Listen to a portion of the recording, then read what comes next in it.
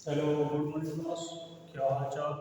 मैं आपका प्यारे मित्र शेख यादव आशा करता हूँ कि आप सभी अच्छे होंगे। आज हम सबको पढ़ने वाले हैं आज आईपीसी का नेक्स्ट चैप्टर। आप सभी लोग पता होगा ही, लाइट कट जाने की वजह से हम सभी लोग इतने पर ही रुक गए। तो उसके आगे आप लोग अटेंड करेंगे फ्रॉडलेंट 26 के बाद 26 property and possessions of white blood और सर्वेंट। पहले आप थम्स अप करिए और बताइए सही दिख रहा है कि नहीं।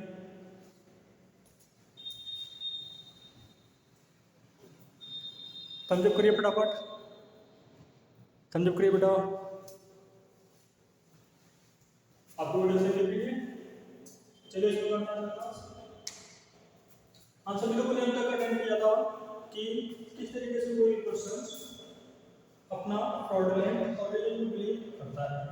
अगर आप वीडियो में नहीं तो ज़्यादा लाइक करिए, शेयर करिए, सब्सक्राइब करिए। आप देख रहे हैं जुडिशियल सर्विस और मैं आपका प्यारा मित्र ठीक है। चलिए बेटा हम लोग शुरू करते हैं 27 के बारे में। क्योंकि इससे पहले वाली क्लास में हम लोगों को क्या हुआ था कि लाइट कट गई थी, जिस कारण से हम लोग उसे अटेंड नहीं कर पाए। देखिए बेटा 27 बात करता है property in position of white colour और सर्वेंट। मतलब किस तरीके से कोई पोजीशन कर सकता है किसी भी प्रॉपर्टी को वाइट कलर और सर्वेंट को। When property is in the position of a person wife. यदि किसी भी पर्सन के वाइफ में या क्लर्क में या सर्वेंट में उसके अकाउंट में वो प्रॉपर्टी है तो it is in that possessions within the meaning of this book. तो इस संहिता के अकॉर्डिंग वो इन्वॉल्व होगी। इसमें एक इलस्ट्रेशन दिया गया है जिसमें बताया गया है कि किस तरीके की प्रॉपर्टी आपकी इन्वॉल्वमेंट और लायबिलिटी में आएंगी। एक एक्सप्रेशन है एक पर्सन एम्प्लॉयड है टेम्परेरी और on the particular occasion in the capacity of a clerk और सर्वेंट। मतलब किसी तरीके से कोई कैपेसिटी ऑफ क्लर्क है सर्वेंट है पर्टिकुलर ओकेजन में और इज अ क्लर्क और servant with in the meaning of this section. इस सेक्शन के अंदर यह माना जाएगा कि वो सभी आपके प्रॉपर्टी के इंक्लूडिंग आएंगे।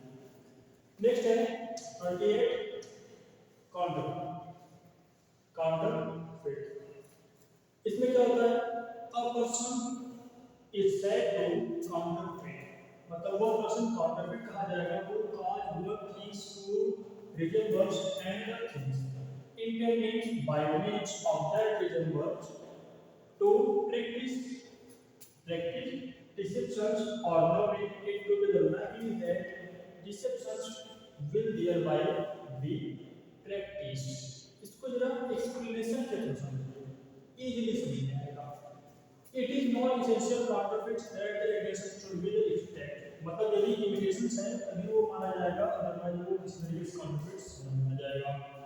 28 में कहा गया है जिसे हम कहते हैं कपट कार्य। मतलब कोई क्वेश्चन एसेंशियल रखता है तभी काउंटरफिट माना जाएगा, अदरवाइज नहीं। 28 कहा गया है when a person cause one things to resembles another things and the resemblance is such that the person's mind deceived thereby। मतलब कोई पर्सन यदि लाइकली करता है तभी वो होगा, अदरवाइज मतलब सीधा सीधा कहा गया है कि कपटपूर्वक तभी हो सकता है जब कोई पर्सन आपको चीट करे तो क्या होगा कपटपूर्वक। नेक्स्ट बेटा डॉक्यूमेंट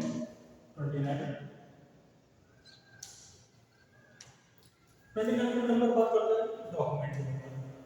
जरा इसको ध्यान से समझिएगा डॉक्यूमेंट, क्योंकि इसी से आपके एविडेंस एक्ट और हर एक प्रकार के एक्ट में कोई भी डॉक्यूमेंट अलाउ की जाती है तो किस तरीके से यह माना जाएगा कि ये डॉक्यूमेंट है या नहीं। तो देखिए बेटा डॉक्यूमेंट में द वर्ड डॉक्यूमेंट जो शब्द डॉक्यूमेंट है ये डिनोट करता है एनी मैटर एक्सप्रेस्ड, किसी मैटर को एक्सप्रेस कर सके described upon any substance by means of letters figures marks. मतलब कोई भी किसी प्रकार का एविडेंस जो उसी प्रकार से कोई भी चीज बताया चाहे वो लेटर में हो फिगर्स में हो और मार्क्स में हो by more than one word means intended to be used, जिसका प्रयोग किया जा सके और बीच में भी यूज्ड जिसका प्रयोग कर सके हम as a evidence of matter. मतलब किसी भी प्रकार के किसी चीज के मैटर। जैसे मान लो कोई पर्सन हो गया उसने एक रिटर्न में बिल बनाया और बिल बनाने के बाद वो एक्सपायर हो गया, तो जब वो एक्सपायर हो जाएगा बेटा, तो इस स्थिति में जो उसकी बिल रहेगी वो क्या होगी, उसकी एविडेंस होगी ना कि भाई वो जब वो जिंदा था तो उसने एक एविडेंस बनाया था, मतलब एक प्रकार की बिल बनाई थी, तो एक एविडेंस का कार्य करेगी। नेक्स्ट बेटा, इसमें एक एक्सप्लेनेशन दिया गया है कि कौन कौन सी थिंग्स आपके डॉक्यूमेंट होंगे जो कोर्ट में जस्टिफाई कर सकते हैं या नहीं कर सकते हैं। तो इसमें डिस्क्रिप्शन में साफ साफ बताई गई है, जैसे ए व्यक्ति है जो राइटिंग एक्सप्रेशन करता है किसी भी टर्म ऑफ कॉन्ट्रैक्ट, मतलब ए ने कुछ कॉन्ट्रैक्ट बनाया और उसने टर्म ऑफ कॉन्ट्रैक्ट में बताया कि कौन कौन से आपके कॉन्ट्रैक्ट लाइबल होते हैं, और उसने उसमें यूज किया एविडेंस के रूप में, तो वो क्या होगा, ये डॉक्यूमेंट, मतलब कोई कॉन्ट्रैक्ट बनाई गई उसमें इसे साइन किया गया दो पक्षों का, तो दो जब टू पर्सन्स टू विटनेस उसमें साइन करते हैं और उस डॉक्यूमेंट को जब यूज किया जाएगा लीगली वर्क में, तो वो क्या होगा, एक एविडेंस होगा। नेक्स्ट है a check upon the bankers is a document, जैसे कोई पर्सन कोई चेक जारी करता है, ठीक है, मतलब जितने प्रकार के आपके पेपर वर्क हैं वो सभी लीगली वर्क में आते हैं बेटा, इतना ध्यान दीजिएगा, जितने भी पेपर वर्क है वो सभी क्या होते हैं, लीगली वर्क। तो बैंकर में यदि कोई भी वर्क किया जाएगा तो भी एविडेंस होगा। पावर ऑफ अटॉर्नी ये डॉक्यूमेंट, यदि किसी प्रकार की पावर ऑफ अटॉर्नी का कोई भी सूचना है वो भी डॉक्यूमेंट है। कोई भी प्रकार का मैच प्लान या किसी प्रकार की कोई भी ऐसी चीज एविडेंस जो भी यूज की जाएगी वो सब क्या होगी, डॉक्यूमेंट। नेक्स्ट है रिटन कॉन्टेनिंग डायरेक्शन, कोई भी रिटन कॉन्टेंट किया गया है, कोई भी रिटन कॉन्टेनिंग किया गया है तो उसमें क्या होगा, डॉक्यूमेंट होगा। कॉन्टेनिंग समझते हैं ना, मतलब सहमति, ये सब सहमति दे रहा है कि आप आपके साथ हैं, ऐसे हैं वैसे हैं, तो सब क्या होगा, रिटन। इसमें सेक्शन में एग्जांपल दिया गया है, जरा उसे अच्छे से समझिएगा। इसमें कहा गया है A writes his name on the back of a bill exchange payable to his father, मतलब ए इतने बिल पास किया, उसमें उसने एक्सचेंज ऑफ बिल किया और उसने साइन दे दिया। इसका मतलब यह होगा कि endorsements as explained by the mercantil's use is that the bill to be paid to the holder, इसका मतलब यह माना जाएगा कि होल्डर को भी पेड करना है। The endorsements is the document, तो वो जो उन्होंने फाउंडेशन बनाया, जो एंडोर्समेंट बनाया, जो डॉक्यूमेंट बनाया वो क्या होगा, डॉक्यूमेंट होगा। उसमें जरूरी नहीं है कि कोई चीज हो, क्योंकि वो बाद में क्या करेगा, उसका सिग्नेचर भी तो करेगा, ठीक है। 29 ए 29 पहले था, 29 ए बाद में किया गया, जिसमें आपका इलेक्ट्रॉनिक रिकॉर्ड के बारे में किया गया। इलेक्ट्रॉनिक रिकॉर्ड आपका नोट होता है इंफॉर्मेशन एंड टेक्नोलॉजी की सेक्शन 2 का सेक्शन 1 का 3, ठीक है। इसमें से आपका एक क्वेश्चन है जो आप बताएंगे कि which types of evidence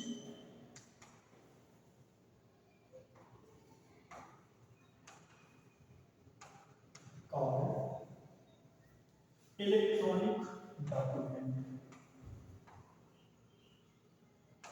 electronic documents, मतलब किस प्रकार के डॉक्यूमेंट्स आपके इलेक्ट्रॉनिक डॉक्यूमेंट बनाते हैं। इस क्वेश्चन का आंसर आप लोग लास्ट में दीजिएगा, सेशन कैंडिडेट में दीजिएगा, उससे पहले हम लोग आगे चलते हैं। तो क्वेश्चन क्या है, which types of evidence called electronic document। Third number है वेरिएबल सिक्योरिटी। वेरिएबल सिक्योरिटी क्या होता है बेटा, कोई भी ऐसे डॉक्यूमेंट्स या कोई भी ऐसी थिंग जो purpose to be a document whereby the legal rights is created, extended, transferred, restricted and extinguished, मतलब ऐसे तरीके से वेरिएबल सिक्योरिटी होता है जो क्रिएट किया जाता है, एक्सटेंड किया जाता है, ट्रांसफर किया जाता है या रिस्ट्रिक्ट किया जाता है, एक्सटिंग्विश किया जाता है, उसमें क्या होता है, वेरिएबल सिक्योरिटी। जैसे इसमें वही लिखा गया है कि कोई भी जैसे एक पर्सन हो गया, उसका नाम अपने बैक साइड में राइट करता है, ठीक है, राइट करता है, राइट ऑफ एक्सचेंज, उसमें क्या है, इफेक्टिव करेगा उस एंडोर्समेंट को, तो क्या होगा, वेरिएबल सिक्योरिटी। थर्ड बात करें विल के बारे में। विल क्या होता है, कोई भी टेस्टामेंट्री डॉक्यूमेंट विल होगी, मतलब कोई भी टेस्टामेंट्री डॉक्यूमेंट यदि बनाएंगे तो उसको क्या होगा, विल होगा। थर्ड बात करें words reference to act include illegal omissions, मतलब कौन कौन से वर्ड ऐसे हैं जो इल्लीगल ऑमिशंस में आते हैं। In every part of this code expect here the contrary intention appears from the context words which refers to act done extend also to legal omissions, मतलब जितने प्रकार के कोई भी एक्सटेंड करते हैं, appears होते हैं और डिनोट्स करें इसे इलीगल ऑमिशन। तो सब क्या होंगे आपके इलीगल ऑमिशन। जैसे इलीगल कोई काम करता है, जैसे हथियार का बेचना, हथियार को खरीदना विदाउट एनी पर्सन नॉलेज, वो सब क्या आता है इलीगल ऑफेंस। नेक्स्ट है एक्ट ऑफेंस। एक्ट ऑफेंस मतलब इलीगल ऑफेंस समझ में आया। उसी तरीके से कोई पर्सन से सिंगल तरीके से एक्ट करता है या डिनोट करता है तो एज ए सिंगल ऑफेंस या सिंगल ऑफेंस हो जाएगा। 34 act done by the several persons in for the blame or benefit of a common intention। मतलब कोई पर्सन क्राइम, जैसे कि कहा गया कि when a criminal act is done by the several persons in the furtherance of the common intentions of all।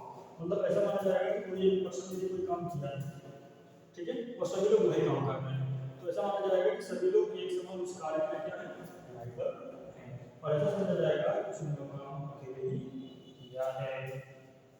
35 बात की गई है when such act criminal by the reason of its being done to the criminal knowledge or intention। देखिए बेटा, किसी भी crime में सबसे बड़ी चीज होती है आपकी इंटेंशन। यदि इंटेंशन है आपका तभी वो क्राइम होगा, इंटेंशन नहीं है तो क्राइम नहीं होगा, वो फॉल्ट माना जाएगा बाय इंटेंशन। ये क्या है 35।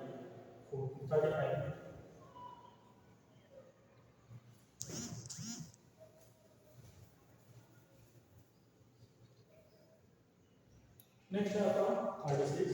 इसमें कहा गया है affect cause partly bye act and partly bye omission. मतलब अफेक्ट कॉज होता है अलग अलग काज के कारण कोई व्यक्ति सर्टेन अफेक्ट में अटेम्प्ट करता है उस काज को, तो इस तरीके से वो एन ऑफेंस माना जाएगा। और सम ऑफेंस ऐसे होते हैं जो आपको क्राइम की तरफ ले जाते हैं। जैसे एक व्यक्ति इंटेंशनली काजल होता है जेल की, लेकिन partly by the illegal omitting to give jet food, और jet के फूड में धीरे धीरे कुछ ऐसा चेंज देता है जिससे jet को पीटने से उसकी मृत्यु हो जाती है। ए है कमिटेड मर्डर, और इस अवस्था में वो क्या हो जाएगा ए मर्डर। पहले का मैं लेना है, जैसे ए एक व्यक्ति है और एक जेड व्यक्ति है। ए जो है जेड को खाना एकदम थोड़ा थोड़ा देता है ताकि वो बस जिंदा है, और धीरे धीरे उसको एक दिन इतना कम खाना दे देता है कि वो मर जाता है। तो इस अवस्था में ऐसा माना जाएगा कि एक इंटेंशन था उसे मारना। कोऑपरेशन हो जाएगा, रिलेटिव तो नहीं है लेकिन फिर भी एक बार आप लोग इसे स्टडी कर लीजिएगा।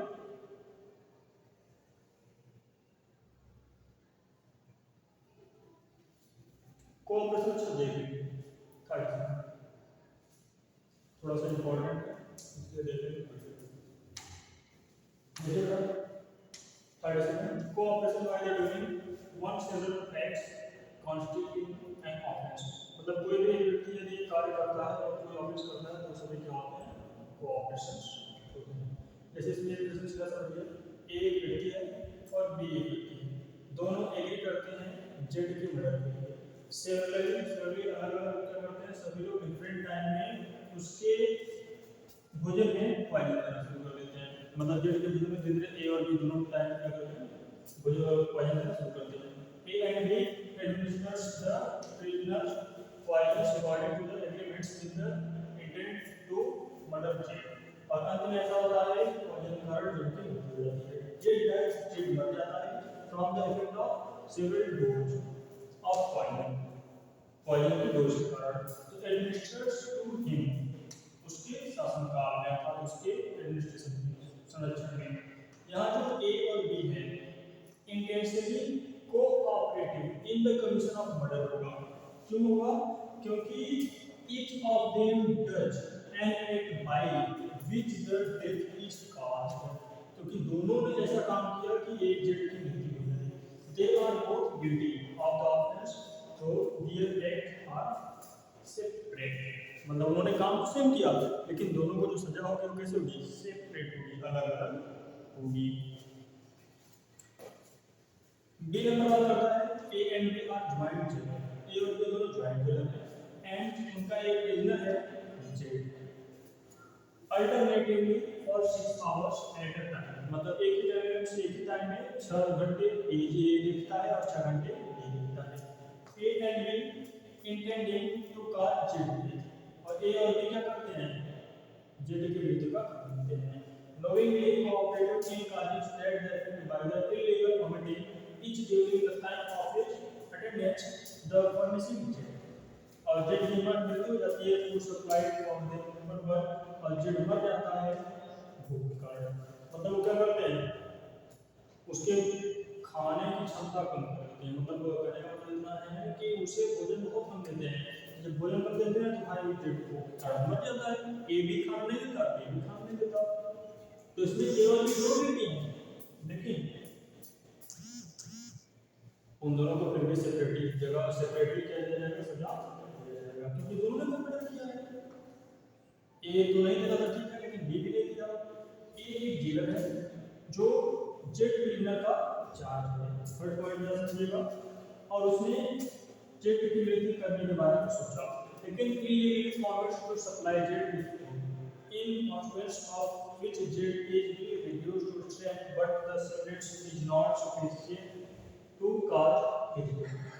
मतलब उसने सोचा कि मैं इसे मारूंगा, लेकिन A is dismissed from his job और अंत में ए वहां से डिसमिस हो गया।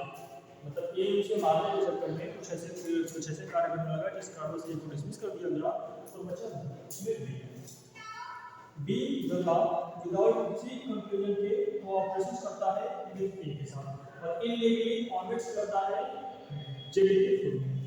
और इस तरीके से वह चाहता था कि जेड की मृत्यु का कारण बनता है।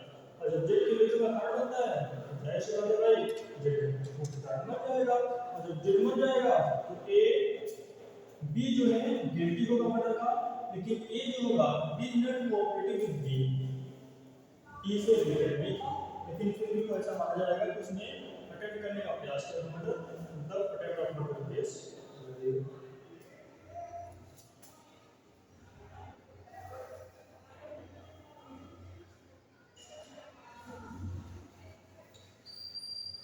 जो सब वारंट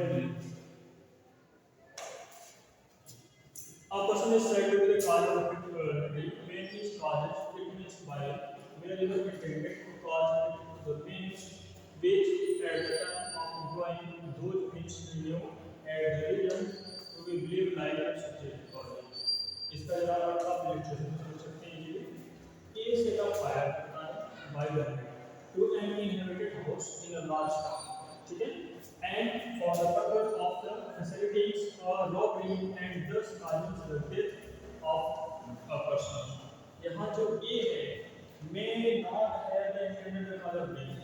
A ने मारने के लिए सेट ऑफ फायर नहीं लगाया था, उसने लगाया था कि जो रॉबरी है उसकी फैसिलिटी के लिए, ठीक है।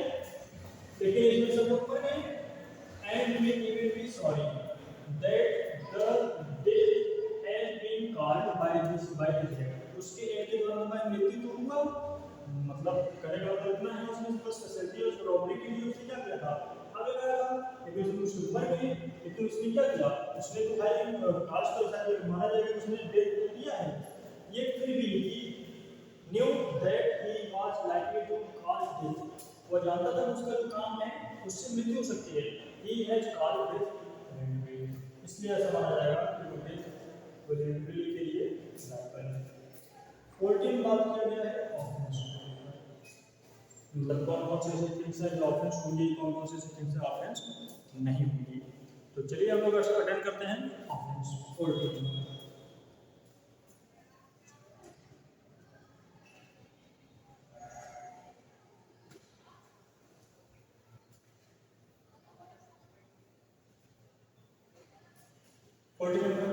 Offense, except in the chapters and section mentioned in the class 2-3 of this section, the word offense denotes the things made punishable by this code। मतलब क्लास 2 क्लास 3 के ऐसे सेक्शंस हैं जो आपके इस सेक्शन के अकॉर्डिंग लायबल होते हैं पनिशमेंट के लिए, इसलिए उसको छोड़कर हम लोग 4 करते हैं, ठीक है। सॉरी 2 और 3 को छोड़कर, मतलब 2 और 3 आपके ऑफेंस नहीं आते, इसलिए हम लोग चैप्टर 4 पढ़ेंगे, ठीक है। 4 में क्या कहा गया है कि चैप्टर 4 और चैप्टर 5 में जो फॉलोइंग सेक्शन है, ठीक है, जैसे कि 64, 65, 66, ये सभी जितने भी सेक्शंस हैं 109, 10, 20, ये सभी जितने भी सेक्शंस हैं, ठीक है, ये सभी क्या होते हैं, ये सभी पेनिसुलर और special overlord heritage internet by defined होते हैं, मतलब ये सभी ऑफेंस इंक्लूड में आते हैं। इसमें जितने भी आपके दिए गए सेक्शंस हैं, ये सभी क्या होते हैं, एक तरीके से ऑफेंस इंक्लूड आते हैं।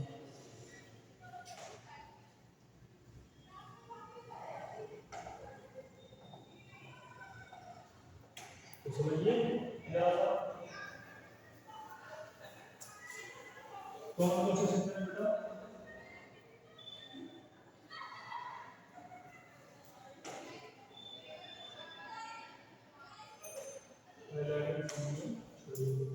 सेक्शन 55 से लेकर के आपका ये सभी इंपॉर्टेंट सेक्शंस हैं।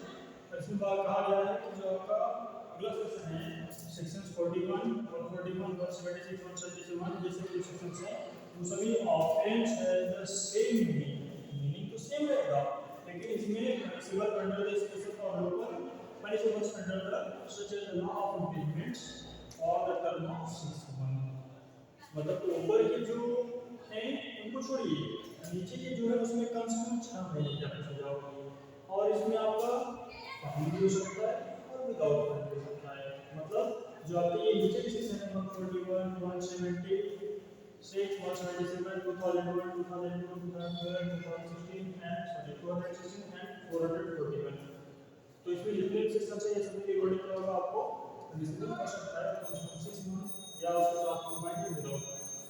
कोई भी बात करता है स्पेशल लॉ किसी स्पेशल पार्टिकुलर प्लेस के लिए या सब्जेक्ट के लिए ड्राफ्ट होना चाहिए। क्वालिटी में लोकल लॉ जो होता है बेटा पार्टिकुलर पार्ट ऑफ इंडिया और स्टेट के लॉ हो जाता है, मतलब किसी ऐसे पार्ट के लिए लॉ किया जाना, किसी ऐसे लोकल एरिया के लिए लॉ किया जाना, उसको क्या होता है आपका लोकल लॉ। क्वालिटी की बात करता है लीगल एंड लीगल नॉन, मतलब कौन कौन से लीगल थिंग्स हैं जिससे करने के लिए कोई लाइव होता है कोई।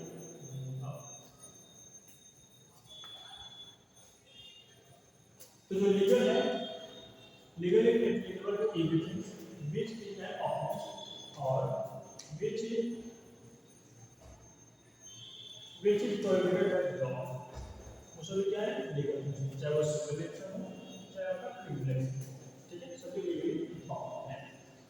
44 बात करता है इंजरी, इंजरी मतलब क्या होता है ऐसा हार्म जो लीगल इलीगल कार्य हो एनी पर्सन और बॉडी माइंड या रेपुटेशन और प्रॉपर्टी, मतलब हार्म कई प्रकार के हो सकते हैं, इंजरी कई प्रकार के हो सकते हैं, जिसमें कहा गया है कि कोई भी पर्सन यदि बॉडी के थ्रू हार्म किया जाए इंजरी किया जाए, या कोई पर्सन माइंड के थ्रू हार्म किया जाए इंजरी किया जाए, इस रेपुटेशन के थ्रू इंजरी किया जाए, या तो फिर उसे प्रॉपर्टी के थ्रू इंजरी किया जाए, ये सभी इंजरी के टाइप्स हैं। 45 बात करते हैं लाइफ को लेकर के, लाइफ का मतलब होता है लाइफ ऑफ ह्यूमन और unlimited moderately appears from the context, मतलब ह्यूमन का जो भी लाइफ है उसमें लाइफ में आता है। और इस बात की डेथ के बारे में, किसके बारे में बात की डेथ के बारे में, डेथ क्या होगा, the word death denotes the death of human being, मतलब ह्यूमन बीइंग के डेथ कहा जाएगा, ह्यूमन बीइंग की लाइफ कहा जाएगा। ये एनिमल्स क्या है जो 47 बिलोंग किया गया है, एनिमल का मतलब एनी लिविंग क्रिएचर, मतलब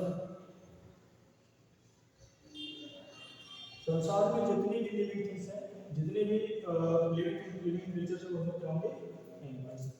मेजर मेजर का मतलब है any made up of convents, जितने भी मेड अप कॉन्वेंट्स हैं, water of women, beings of property, मतलब वाटर से जितने भी प्रॉपर्टी है सब क्या होंगे बिल्डिंग में आएंगे। अगर बात करते हैं 49 ईयर एंड मंथ,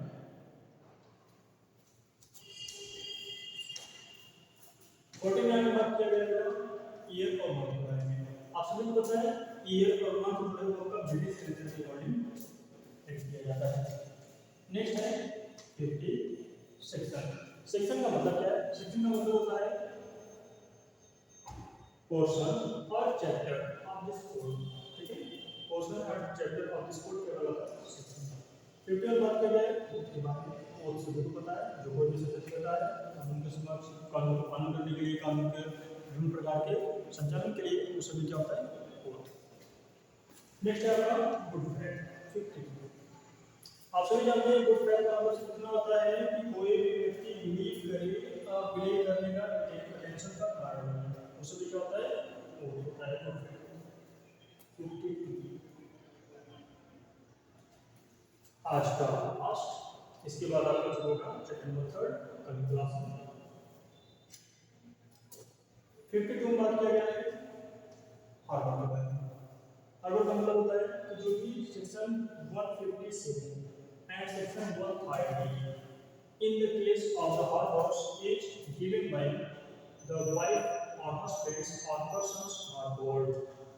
मतलब कहने का मतलब इतना है कि जैसे ही पुरुष या वाइफ द्वारा जो कुछ भी भरण पोषण के लिए दिया जाता है वो सभी हार्वर्ड्स में आते हैं।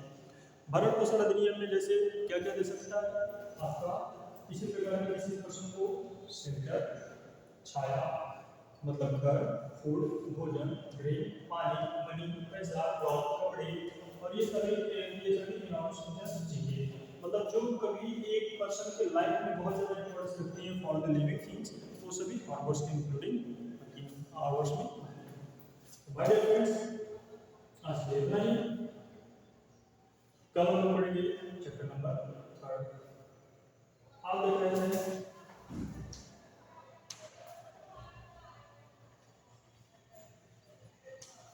आप देख रहे हैं judicial court, sorry judicial service, और मैं आपका candidate C K Yadav. My dear friends, अगर आप मेरे चैनल पर नए हैं तो ज़्यादा लाइक करिए, शेयर करिए, सब्सक्राइब करिए और मेरे चैनल को उनके तक पहुंचाने में मदद कीजिए। इसके बाद हम लोग कल करेंगे आपका most important offence end of punishment chapter number 3 हम लोग कल करेंगे और इसमें जो भी चीज़ हो सकती है, जो भी चीज़ इम्पोर्टेंट होती है उन सभी को हम लोग कल देखेंगे। तो मेरे चैनल पर क्या देंगे, तो आज के लिए इतना ही बेटा, बाय टाटा।